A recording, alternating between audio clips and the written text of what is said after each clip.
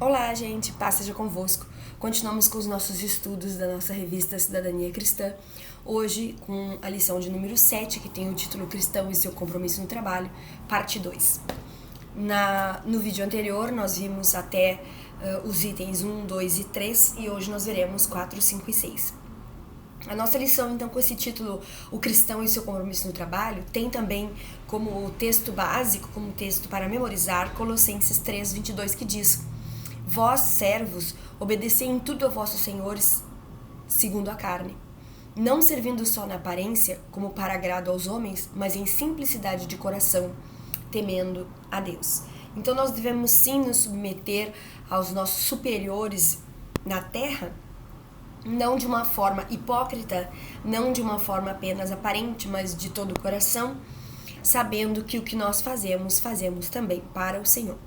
Então nós vimos na aula anterior, no vídeo anterior, que o trabalho ele nos completa, ele nos satisfaz, ele nos dignifica. O próprio Deus criou o mundo e ao terminar a sua obra, ele parou e viu que era bom.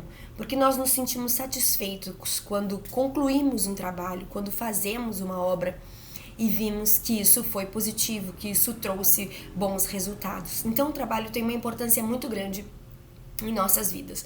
O item 4 tem o título de O Trabalho usado como expressão de amor ao próximo. O trabalho, ele é uma fonte de satisfação pessoal.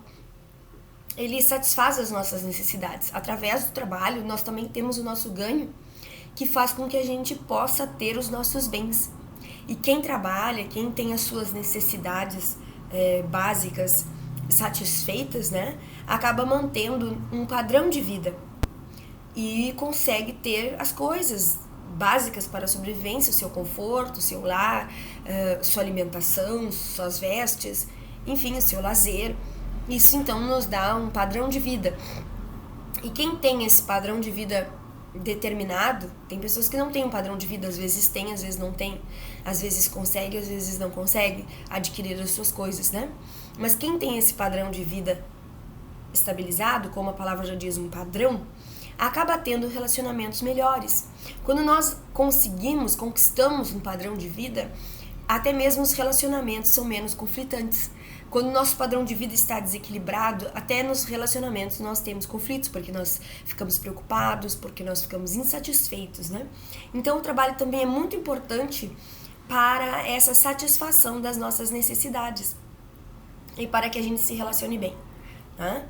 E quem tem esse padrão de vida, quem tem as suas necessidades básicas satisfeitas, né, supridas, passa a perceber que pode também ajudar o outro, né? Passa a pensar que pode ajudar mais o próximo.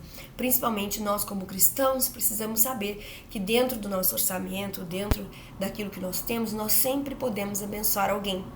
Ter condições de ajudar alguém e realmente ajudar traz para nós uma satisfação. Quem já fez isso, né, sabe que se sente muito bem quando pode ajudar alguém, quando pode estender a mão, quando pode compartilhar as bênçãos que recebemos com outras pessoas.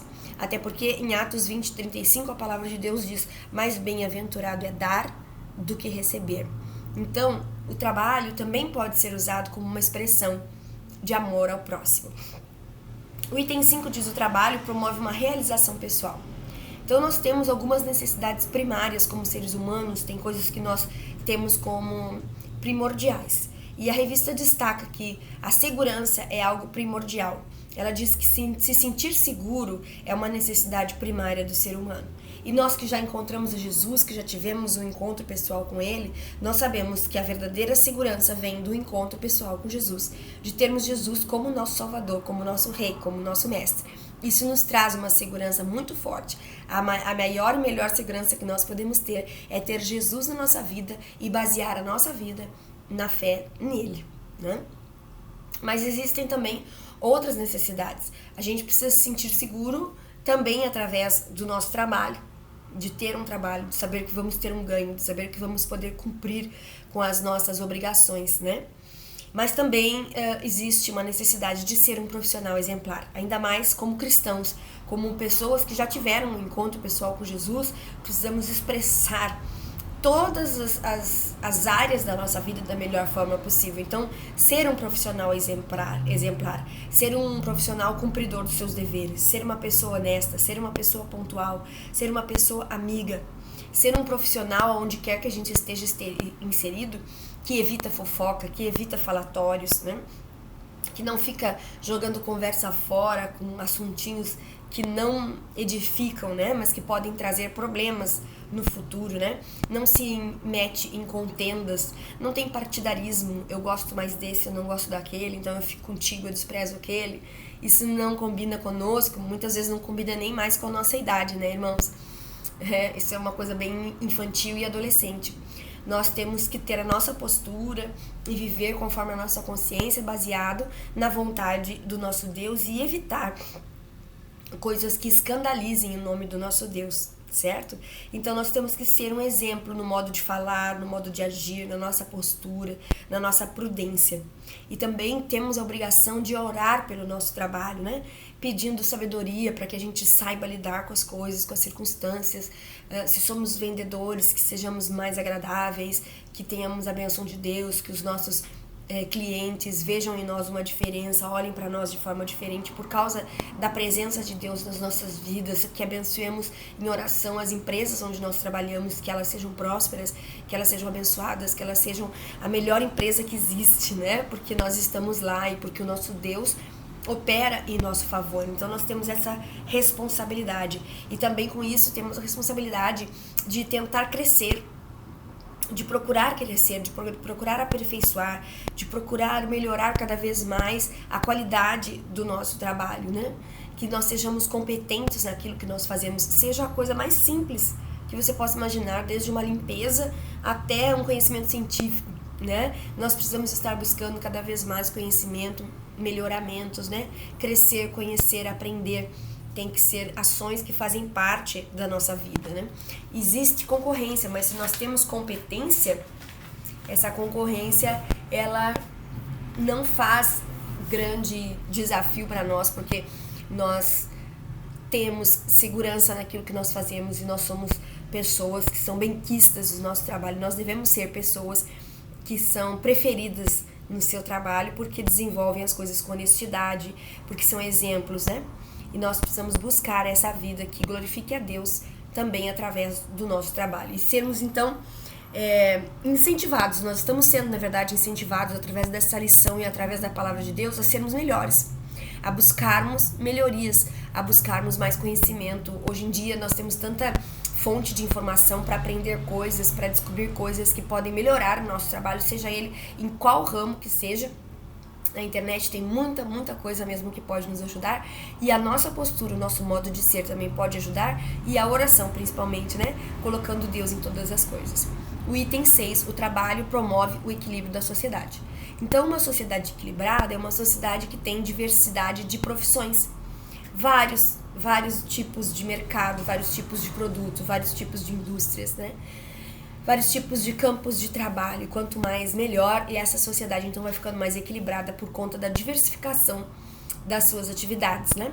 Então, a diversidade, toda essa diversidade, possibilidade de diversidade de profissões, ela desperta nos jovens também, né, as vocações, que eles encontram suas vocações, enxergar um leque de opções que a nossa cidade possa ter, faz com que eles também se identifiquem com determinadas atividades, né? E nós, então, sabemos que existe novidades no mercado de trabalho e que nós devemos estar aprendendo, estar evoluindo nessas novidades. E nesse tempo mesmo de pandemia, quanta novidade, né, irmãos? Que muita gente teve, que nós todos, na verdade, tivemos que nos adaptar, tivemos que reinventar a maneira de trabalhar para conseguir sobreviver. Esses tempos eu ouvi um grande empreendedor que se chama Flávio Augusto de Souza, que ele disse, né? Sobreviver é a grande vitória do momento. Se nós estamos conseguindo sobreviver, nós somos vitoriosos, porque muitas empresas, muitas pessoas estão perdendo seus empregos, as empresas sendo fechadas, mas Deus é fiel a nós, nós temos tido nosso sustento, nós temos tido a graça dele sobre as nossas vidas, então somos vitoriosos, né? Porque estamos sobrevivendo com a graça de Deus, com as bênçãos de Deus sobre a nossa vida.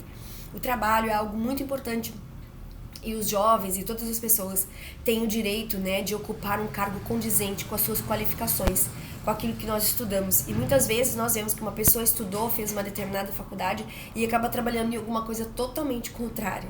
Mas nós que cremos em Deus, nós podemos sim crer que Ele, se nós nos dedicarmos, se nós estudarmos, se nós nos prepararmos num estudo, numa faculdade, Deus vai abrir a porta de um trabalho, né, condizente com as nossas qualificações. Nós, com o nosso trabalho, nós precisamos colaborar para o bem-estar da sociedade. Aonde quer que nós estejamos, que nós possamos estar desempenhando a nossa função profissional e produzindo bem-estar aonde nós estamos, no nosso ambiente de trabalho e na comunidade que esse trabalho serve, né? Que possamos produzir bem-estar para a sociedade em geral. Porque quem pensa só em si, quem pensa só na sua vida, não está de acordo com a natureza humana, porque nós somos criados, né, para viver em sociedade, participando da sociedade e recebendo dessa sociedade, nesta troca infinita, né, que nós devemos ter nos nossos relacionamentos e como nós estamos inseridos na nossa sociedade. Então é preciso que a gente também pense que o nosso trabalho precisa abençoar outros, precisa abençoar a comunidade onde nós estamos inseridos, como eu disse, né? Então, este item 6, ele encerra falando que quando nós temos governantes que não conhecem a Deus, nós temos problemas. E ele ali dá alguns exemplos, como Hitler, por exemplo, né? Que achava que tinha uma raça superior e que poderia eliminar outras raças, né? O que não tem nada a ver com a palavra de Deus, onde para Deus nós somos todos iguais e todos amados e preciosos para Ele. Não existe essa separação, não existe essa graduação, essa qualificação, este melhor, aquele pior, este mais, aquele menos, né? Não existe isso e nós também não podemos agir assim. Então, às vezes alguns governantes, né, pensam apenas em seus países, pensam apenas em abençoar o seu país, pensam apenas em ter os benefícios para o seu país, esquecendo do mundo, esquecendo da comunidade mundial. E isso não tem nada a ver com a palavra de Deus, com a vontade de Deus, né? Então, a lição trouxe uma reflexão muito interessante que ela fala: não existe território privado do inimigo. Não existe um setor onde apenas o inimigo reine e determine como as coisas têm que ser. Todos os locais são locais para os filhos de Deus estarem ocupando as suas posições, os seus lugares, como que numa trincheira, né? Todos os espaços da sociedade são trincheiras da nossa luta para implantar o reino de Deus aqui nessa terra. Então, ela até chama atenção para que as artes, o ambiente das artes, dos esportes, dos meios de comunicação, a política, são importantes em termos de influência para a sociedade. Então, as artes, elas influenciam pensamentos, modos de vida. É preciso existir arte cristã para influenciar pensamentos, modos de vida, né? E produzir bênçãos para a sociedade. Os esportes também. Então, é preciso existir atletas cristãos, né? Pessoas envolvidas no mundo do esporte que sejam cristãos e que mostrem muito mais que o desenvolvimento do corpo físico, o desenvolvimento do espírito, né? Os meios de comunicação também já estão tendo, né, uma participação dos cristãos e precisam ter cada vez mais, porque são realmente formadores de opinião, influenciadores da sociedade. Então nós precisamos estar lá influenciando com o pensar, o modo de ser cristão, com a cidadania cristã. E também a política, também é um lugar que parece que é território exclusivo do inimigo, porque nós vemos muita corrupção, muita maldade, mas está mais do que na hora, né, de os cristãos ocuparem o seu lugar para disseminar a política cristã, a política baseada na palavra de Deus, na vontade de Deus, com posturas cristãs, né? E nós temos aí a oportunidade de levantarmos essa bandeira através do nosso vereador Enéas Clarindo aqui na nossa cidade. Então, se você puder colocar aí o plotter no seu carro, né? Falar sobre isso no meio onde você vive, na sua família, até mesmo quando for possível, que ainda não é, né? Nas redes sociais, enfim, para proclamarmos, né, a vida de Cristo, a diferença que a vida de Cristo faz em nós quando nós atuamos nos mais variados espaços da sociedade e temos uma postura totalmente diferenciada. Pense nisso. Não existe território privado do inimigo. A terra é nossa. Temos que tomar posse. O item 6, então, diz relações existentes entre a fé e o seu trabalho diário. Tem gente que pensa que trabalho e fé não se relacionam. Isso aí é falácia, ou seja, uma fala mentirosa de Satanás, uma fala que não é verdadeira de Satanás. Trabalho e fé se relacionam, sim. O próprio Jesus disse em Mateus 5, 13 e 14, ele explica que vós sois o sal da terra, também fala, vós sois a luz do mundo. Então, nós devemos dar sabor ao mundo, dar luz ao mundo. Então, nós devemos ter um viver diferente. O apóstolo Paulo nos chama atenção para esse viver diferente quando ele fala ali em Tito 2,12. Ele dá uma orientação a Tito que serve, é claro, para nós nos dias de hoje.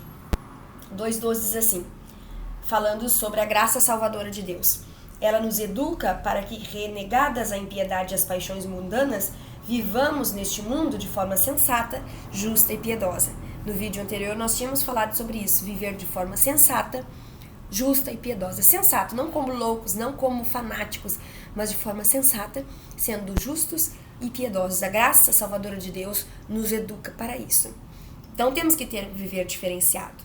Gálatas 2:20 também nos traz aqui um versículo muito maravilhoso que diz assim: logo já não sou eu quem vive, mas Cristo vive em mim.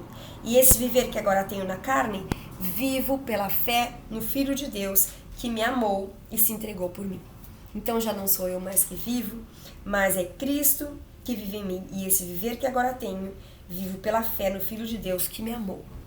Então eu vivo pela fé, eu vivo de uma forma diferenciada, não vivo desesperado, não vivo na onda desse mundo, eu vivo pela fé no Filho de Deus que me amou e se entregou por mim. Se ele fez isso, o que mais ele não fará? Se ele me amou tanto assim a ponto de se entregar por mim, ele vai abrir as portas do emprego, ele vai me capacitar para as atividades que eu tenho que fazer, ele vai me abençoar na minha caminhada, seja ela qual for. E Gálatas também 5:22 é o fruto do Espírito, né? Então, se nós estamos no Espírito, se nós estamos com Cristo vivendo em nós, nós precisamos permitir que o fruto do Espírito apareça em nossa vida, né? Mas o fruto do Espírito é amor, alegria, paz, longanimidade, bondade, benignidade, fidelidade, mansidão, domínio próprio. Contra estas coisas não há lei. Então vejam essas características gloriosas: amor, alegria, paz, longanimidade, benignidade, bondade, fidelidade, mansidão, domínio próprio. Todas essas coisas, então, devem fazer parte da nossa vida como cristãos, que precisamos ter, né, um viver diferenciado.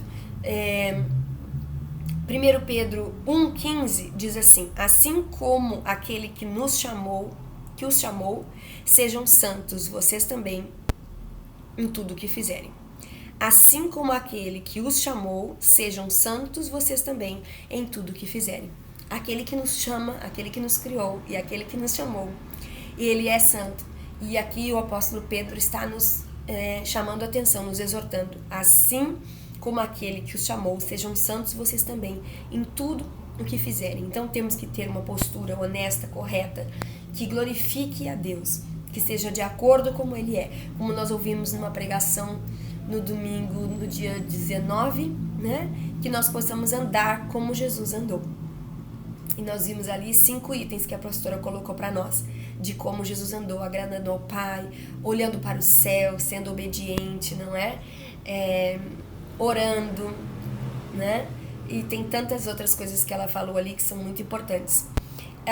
A lição também destaca que essa santidade ela deve ser demonstrada através do dízimo, que nós devemos ser santos, dignos, nos dízimos de todo o coração, nas ofertas, e assim também nós seremos abençoados, porque o dízimo nada mais é do que o fruto do nosso trabalho.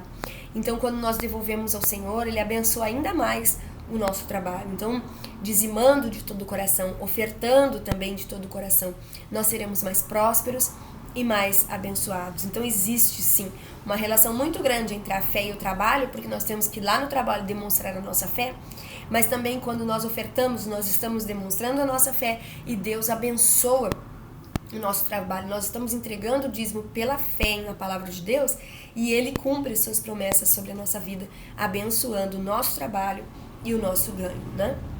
1 Pedro 4,2 também era uma referência que a lição nos traz, diz assim: para que no tempo que lhes resta na carne, vocês não vivam mais de acordo com as paixões humanas, mas segundo a vontade de Deus. Então, para que no tempo em que lhes resta na carne, a gente sabe quanto tempo nos resta? Vocês sabem? Eu não sei. Mas o tempo que nos resta, né? Nós não devemos mais viver de acordo com as paixões humanas, mas devemos procurar viver segundo a vontade de Deus. E aí eu fiquei curiosa para relembrar a pregação de domingo. Eu fiz uma anotação aqui durante o culto. Olha lá, a pregação do dia 19. E ali diz, maneiras como Jesus andou. 1 João 2,6, aquele que diz que está nele deve também andar como ele andou. 5 maneiras como Jesus andou. Olhava constantemente para o céu, para o Pai. Plena submissão à vontade do Pai, fazia o que agradava ao Pai. Sempre andou à procura dos pecadores. Andou em oração permanentemente. Era embasado na palavra e na vontade de Deus. Era isso que eu queria lembrar, andou à procura dos pecadores. Então ele não se isolou, mas ao contrário, ele se compadecia das multidões e ensinava. Como a gente viu na lição anterior, aliás, no vídeo anterior, tinha dias que ele não tinha tempo para comer, porque a multidão ia atrás dele.